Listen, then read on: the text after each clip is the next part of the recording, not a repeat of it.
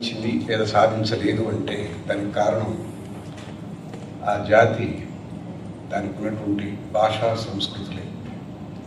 అవి బాగుంటే ఆ జాతి గొప్పది, అవి బాగలేకపోతే గొప్పది కాదు. మీరు చూస్తూనే ఉన్నారు, అమెరికా ఆర్థికంగా చాలా బలమైనది అని నమ్మినాం, నిజానికి కాదది. కానీ లెట్ us యాక్సెప్ట్, అది మంచిదే, గొప్పదే.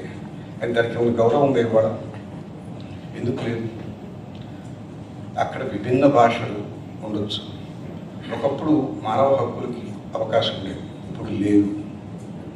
అందువల్ల ఏ జాతి కూడా తన భాషలను, తన సంస్కృతిని కాపాడుకున్నప్పుడే ఆ జాతికి గౌరవం, మన్నిక, దానికి ఒక స్థితి స్థాయి ప్రపంచ దేశాల్లో ఉంటుంది. సంస్కృతి భాష మీద ఆధారపడుతుంది. ప్రజలకి తమ భాష చదవకపోతే, తమ భాష మాట్లాడకపోతే, తమకున్న సాహిత్యాన్ని చూడకపోతే, చదవకపోతే మనకున్న ఆచారం తెలియదు, మనకున్న సంస్కృతి తెలియదు, మనకున్నటువంటి అనేకానేక విషయాలు తెలియకుండా పోతాయి. దాంతో సంస్కృతికి పెద్ద అవరోధం ఏర్పడుతుంది.